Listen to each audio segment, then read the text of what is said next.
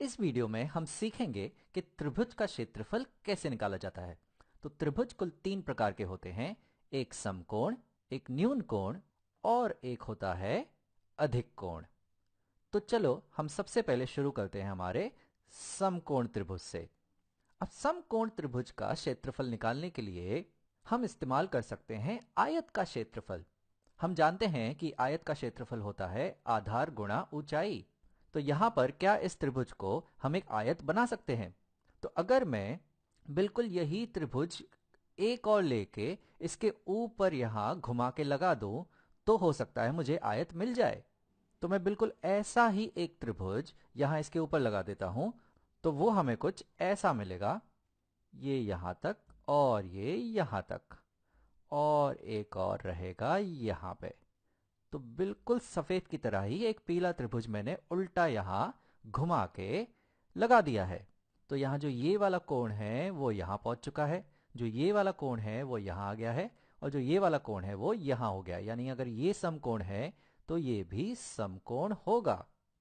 अब अगर ये जो सफेद वाले त्रिभुज का जो कोण है इसे अगर मैं x मान लूं, तो यहां पे ये वाला जो त्रिभुज है यहां पे ये वाला कोण भी x होगा। और अब अगर सफेद त्रिभुज में देखें तो ये कोण है 90, ये कोण है x। और हम जानते हैं कि त्रिभुज के तीनों कोणों का योगफल होता है 180 डिग्री। तो यहां पे ये जो कोण बचेगा ये वाला, इसका मान होगा 90 ऋण x। तो अगर ये वाला कोण 90 ऋण x है तो ये वाला कोण भी 90 ऋण x होगा, क्योंकि ये कोण यहां पहुंच चुका है। तो ये है 90 ऋण x। अब अगर तुम देखो तो ये वाला कोण तो 90 डिग्री है, ये वाला कोण भी 90 डिग्री है। अब यहाँ पे ये जो पूरा कोण है हमारे चतुर्भुज का वो है 90 ऋण x धन x, यानी कि ये भी रहेगा 90। और ये वाला जो कोण है ये भी है 90 ऋण x धन x, यानी कि ये भी रहेगा 90। तो यानी कि ये जो हमारा चतुर्भुज है ए बी सी और ये डी, इसके जो चारों कोण हैं वो है 90 डिग्री समकोण। यानी कि ये जो चतुर्भुज है ए बी सी डी ये एक आयत है। और ये आयत हमने कैसे बनाया? ये आयत हमने हमारे ही दो त्रिभुजों से बनाया। तो जो इस आयत का क्षेत्रफल है वो बराबर है हमारे दो त्रिभुजों के क्षेत्रफल के। या मैं ऐसे भी कह सकता हूं कि जो हमारे त्रिभुज ए बी सी का जो क्षेत्रफल है वो दरअसल बराबर है इस आयत के आधे क्षेत्रफल के। तो मैं यहां लिखता हूं कि हमारे जो त्रिभुज ए बी सी का जो क्षेत्रफल है या जो एरिया है वो बराबर है आधे क्षेत्रफल के आधे एरिया के, इस आयत के। तो इस आयत ए बी सी डी के क्षेत्रफल के आधा है हमारा त्रिभुज का क्षेत्रफल। और अब आयत का क्षेत्रफल तो हम जानते ही हैं, वो होता है आधार गुणा ऊंचाई। तो ये बराबर है आधा गुणा इस आयत का क्षेत्रफल जो बराबर होगा आधार गुणा ऊंचाई, यानी कि यहां पे होगा ये बी सी गुणा ए बी, बी सी गुणा ए बी।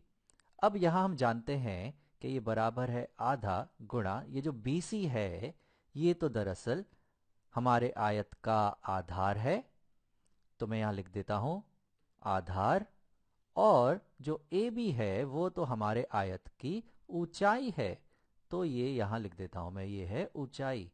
तो मैं कह सकता हूं कि जो हमारे त्रिभुज ए बी सी का क्षेत्रफल है वो बराबर है 1/2 गुणा आधार गुणा ऊंचाई। तो अगर हमें कोई समकोण त्रिभुज दिया हो, यहां पे समझो कि ऐसे, तो ये अगर समकोण त्रिभुज है तो इसका अगर आधार हमें दिया गया है समझो कि b, या इसका जो ऊंचाई है वो समझो हमें दिया गया है यहाँ पे h, तो जो इसका क्षेत्रफल होगा वो बराबर होगा 1/2 गुणा b गुणा h, यानी कि 1/2 गुणा आधार गुणा ऊंचाई। अब चलो हम इस न्यून कोण त्रिभुज का क्षेत्रफल निकालते हैं। तो अगर इस न्यून कोण त्रिभुज को मैं दो समकोण त्रिभुज में बांट दूं, तो मैं अगर समझो यहां से इस कोण B से एक सीधी रेखा नीचे खींचता हूं जो इस AC भुजा पर लंब हो, तो यहां पर तो हमें दो समकोण त्रिभुज मिल जाएंगे। समझो इस बिंदु को मैं नाम देता हूं D। तो हमें दो समकोण त्रिभुज मिलेंगे, ए डी बी और सी डी बी। और हमें समकोण त्रिभुज का क्षेत्रफल निकालना तो आता ही है। अब हमारे त्रिभुज ए बी सी का जो क्षेत्रफल होगा वो इन दोनों त्रिभुजों के क्षेत्रफल को मिलाकर हमें मिल जाएगा। तो मैं यहाँ लिखता हूं, हमें जो क्षेत्रफल मिलेगा, जो एरिया मिलेगा हमारे त्रिभुज ए बी सी का, वो हमें कैसे मिलेगा? वो हमें मिलेगा जब हम इस वाले त्रिभुज का, ये नीले वाले त्रिभुज का क्षेत्रफल लेंगे। तो यहाँ पे मैं क्षेत्रफल लेता हूं इस नीले वाले त्रिभुज का, जो है त्रिभुज A D B, A D B. और इसमें हमें जोड़ना होगा ये वाले त्रिभुज, ये हरे वाले त्रिभुज का क्षेत्रफल। तो इधर मैं जोड़ देता हूं क्षेत्रफल इस त्रिभुज का, जो है सी डी बी। तो यहाँ सी डी बी। तो अब देखते हैं हमें क्या मिल रहा है। अब ये जो ए डी बी है, ये तो समकोण त्रिभुज है, जिसका जो क्षेत्रफल होता है वो होता है आधा आधार गुणा ऊंचाई। तो मैं यहां लिखता हूं आधा गुणा आधार, इस त्रिभुज का आधार है ए डी, गुणा ऊंचाई, इसकी ऊंचाई है बी डी। और इसमें हमें जोड़ना है ये वाले त्रिभुज का क्षेत्रफल, और इसका भी क्षेत्रफल होगा आधा आधार गुणा ऊंचाई। तो मैं यहां लिखता हूं आधा गुणा आधार, इसका आधार है डीसी, गुणा ऊंचाई, इसकी ऊंचाई है बी डी। अब अगर तुम देखो तो यहाँ 1/2 गुणा बी डी, और यहाँ पे भी 1/2 गुणा बी डी है। तो इसे हम सामान बाहर निकाल सकते हैं। तो ये हो जाएगा बराबर 1/2 गुणा बी डी हम बाहर निकाल रहे हैं, और अंदर हमारे पास बचेगा ए डी धन, यहां हमारे पास बचेगा डीसी। तो ये हो जाएगा ए डी धन डीसी। अब यहां पे ये जो बी डी है, ये तो ऊंचाई है हमारे त्रिभुज ए बी सी की, और हमारे पास यहां बच रहा है ए डी धन डीसी, जो दरअसल है यहां पे है ए डी और ये है डीसी। जब हम ए डी धन डीसी करेंगे तो हमें तो हमारे त्रिभुज ए बी सी का आधार मिलेगा, जो है ए सी। तो मैं यहां लिखता हूं ये हमें बराबर मिल रहा है 1/2 गुणा बी डी गुणा ए डी धन डीसी, ए डी धन डीसी जो है ए सी। तो यहां पर भी हमें क्षेत्रफल मिल रहा है 1/2 गुणा ए सी जो है आधार, गुणा बी डी जो है ऊंचाई। तो यहां पर भी हमें क्षेत्रफल मिल रहा है 1/2 गुणा आधार गुणा ऊंचाई। चलो अब इसी तरह से अधिक कोण त्रिभुज का भी क्षेत्रफल निकालते हैं। तो यहां पे हमारे पास ये आ गया अधिक कोण त्रिभुज। तो यहां पर भी इस त्रिभुज को हम समकोण त्रिभुज बनाने की कोशिश करते हैं। तो उसके लिए मैं इस आधार को जरा यहां लंबा खींच देता हूं यहां तक, और इस शीर्ष से यहां तक एक रेखा खींच देता हूं जो लंब होगी इस रेखा पर। तो अगर इसे मैं नाम देता हूं डी, तो ये जो कोण डी है ये तो समकोण है। तो अब हमारा जो त्रिभुज है ए बी सी वो बट चुका है दो समकोण त्रिभुज में, एक ये छोटा वाला ए डी बी और एक बड़ा वाला ए डी सी। अब अगर हमें हमारे त्रिभुज ए बी सी का क्षेत्रफल चाहिए, तो उसके लिए हमें इस बड़े त्रिभुज ए डी सी के क्षेत्रफल से इस छोटे त्रिभुज ए डी बी का क्षेत्रफल घटाना होगा। तो हमें मिल जाएगा हमारे त्रिभुज ए बी सी का क्षेत्रफल। तो मैं यहां लिखता हूं जो क्षेत्रफल होगा, जो एरिया होगा हमारे त्रिभुज ए बी सी का, वो हमें कैसे मिलेगा?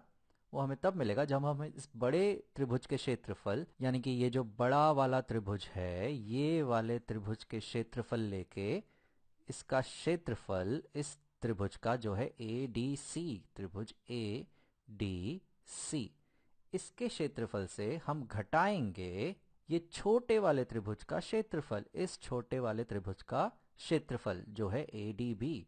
तो हमें यहां से घटाना है क्षेत्रफल इस त्रिभुज का, जो है A D B, A D B. तो चलो हम आगे बढ़ते हैं। तो यहां पर जो ए डी सी है, ए डी सी, वो एक समकोण त्रिभुज है, और इसका जो क्षेत्रफल होगा वो होगा आधा गुणा आधार यानी कि डीसी गुणा ऊंचाई यानी कि एडी। तो ये होगा आधा गुणा आधार जो है डीसी गुणा ऊंचाई जो है एडी, और इसमें से हमें घटाना है इस वाले त्रिभुज का क्षेत्रफल जो है ADB, तो इसका भी क्षेत्रफल होगा आधा गुणा आधार जो है DB गुणा ऊंचाई जो है AD गुणा AD। तो चलो हम आगे बढ़ते हैं। तो अब हमें यहाँ पर तुम देख रहे हो कि आधा गुणा AD और यहाँ पे भी आधा गुणा AD समान है, तो इसे मैं यहाँ बाहर निकाल लेता हूँ। तो यहाँ पे हमारे पास आएगा आधा गुणा AD समान, और गुणा अंदर हमें मिलेगा, यहाँ पर हमारे पास बचेगा DC, ऋण यहाँ हमारे पास बच रहा है DC ऋण DB। तो ये जो है ये बराबर होगा आधा 1/2 गुणा AD गुणा DC ऋण DB। तो यहाँ पर DC जो है वो ये वाला रेखाखंड है और DB ये वाला रेखाखंड है। तो जब हम DC में से DB को घटाएंगे तो हमें तो मिलेगा BC, जो दरअसल है हमारे त्रिभुज का आधार। तो यहाँ पे मैं लिखता हूँ DC ऋण DB हमें मिल रहा है BC, जो बराबर है हमारे त्रिभुज के आधार के।